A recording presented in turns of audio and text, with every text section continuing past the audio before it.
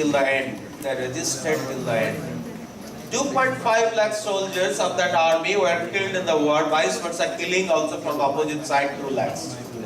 Which Asoka has written on his stone inscription on the border of Pakistan and Afghanistan. There it's written what the number of people being dead. He accepts from Kalinga side 2.5 lakhs were killed.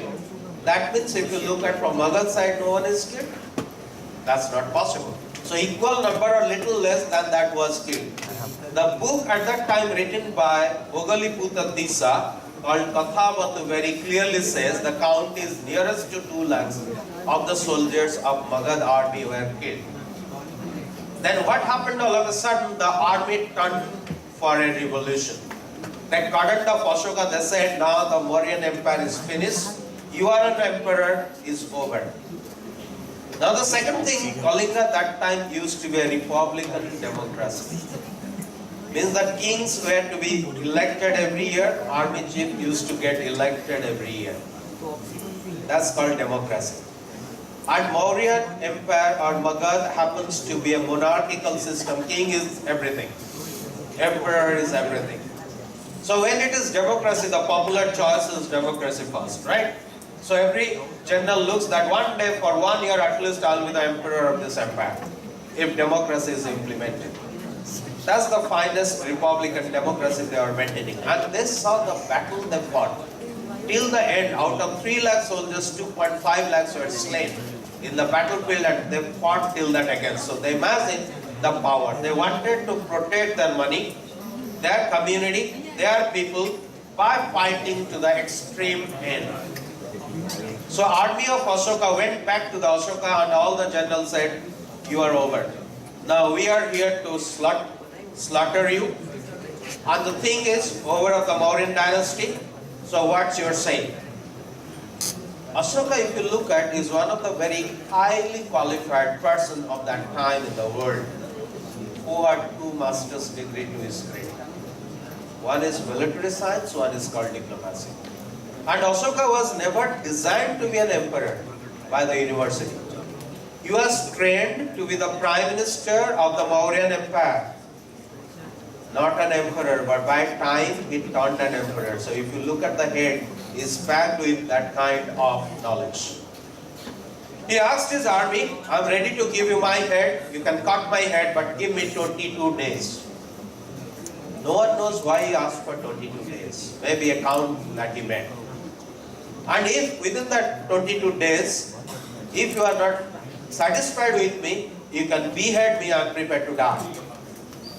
In this 22 days, Asoka thought of the last principle of Chanakya to apply called revolutionary change management. He said 2.5 lakhs from Magadh side, from Kalinga side are dead, who are soldiers. They are young. At home they have 2.5 lakh widows minimum. Now the concern is we can't see the sorrow of the widows, but we can see the soldiers being dead. Fact is, from Magadh side is the same in the situation. Now let me get these widows remarried and resettled with dignity in the society. If I am able to do that, I can counter this kind of army challenge of beheading in 22 days. He asked all the Hindu chiefs, will you allow the widow remarriage into this situation of 4.5 lakhs? Obvious answers are no. He called the chief scholar of Buddhism and the monk of Buddhism called Upagupta. He said, your sermon is like Buddha at this time. What's your decision about? Upagupta listened to his proposal and he said, if this is a goodwill gesture to the society, remarriage of the widows and resettlement with dignity, money, power and everything back, then I give the stamping of Buddhism for this remarriage to be done at a mass scale. And all these widows were converted to Buddhists.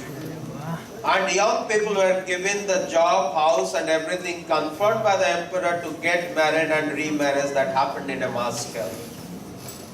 Now the thing is, where this 4.5 lakh remarried widows will stay either in Kalinga or in Magadha.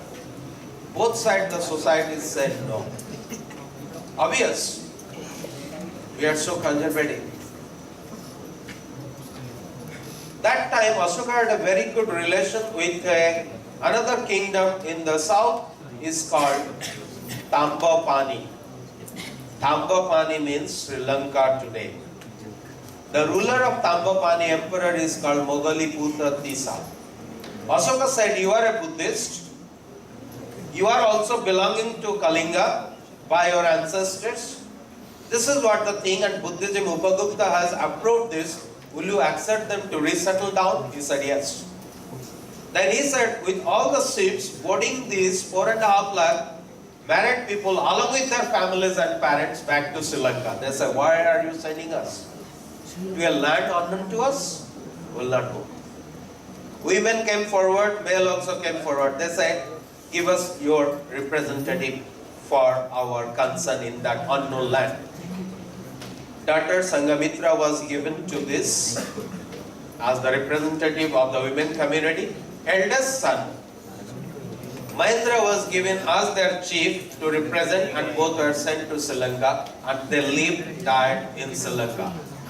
And this is how this community migrated to Sri Lanka. And if you look at today, all these Sinhalese, they are basically the Kshatriyas community, and their surnames match with the Kshatriyas of Kalinga and that belt. All these Siya, Ranasinghe, Nayaka, Bandaranayaka, Tunga, Ranatunga, Rajapakya, anything, Sirisena.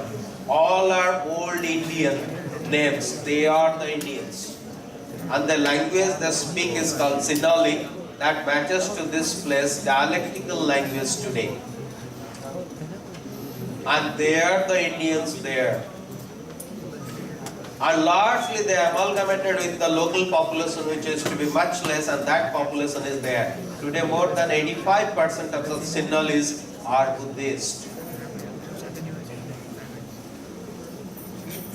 And if you look at Sri Lanka, that was the situation. So by the end of 22nd day, those generals who wished that Asoka should be beheaded, looking at this revolutionary change management by changing the society for a betterment, for repairing and restoration of the damages caused by the war, they decided that Asoka shouldn't be beheaded. But one thing they compelled Asoka: behave like a democratic emperor. Otherwise, any day you will be beheaded and your dynasty is getting over. So from that time, this man is behaving like a democratic emperor by the history records. Now who is Asoka? The ruthless man who killed 99 brothers to be the emperor? Do you think it is so amicable person that by seeing the Kalinga war changed his total system, that it turned out as a democratic ruler? No. It's the army revolution that compelled him to behave in that manner, and in that manner what he did exactly is nothing but his revolutionary change management. Perhaps after this emperor, none in the world were able to do this kind of a revolutionary change management. That time he introduced something called Dhamma as a religion to take care of the people and to talk at the highest level of democratic system. And whatever the democratic principles he brought out, if you can imagine that US can deliver as a democratic country, or any advanced democratic country, it will take another 1,000 years to deliver, maybe equivalent. Not to that extent. Indian management system, if I take you into the practice of that time, is this.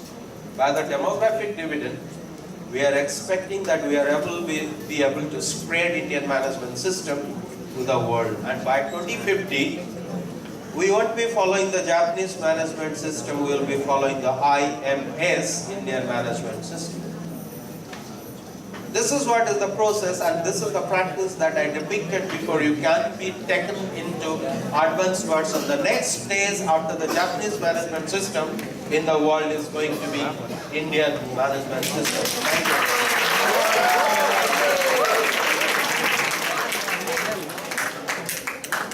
Thank you. I'd like to thank many of you being dressed Indian, and I am also dressed Indian. I wish all should be dressed Indian by the next class, next Tuesday. Next Tuesday? It's a feel-good factor. And we will be talking any kind of such advancements in this process of Indian management system like this. Can I take up some questions from your side?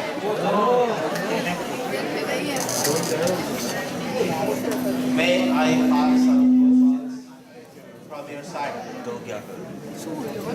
Are there some questions from your side? Asking something?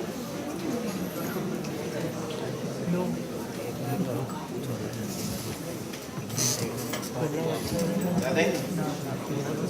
So thank you very much. Be here for the whole class.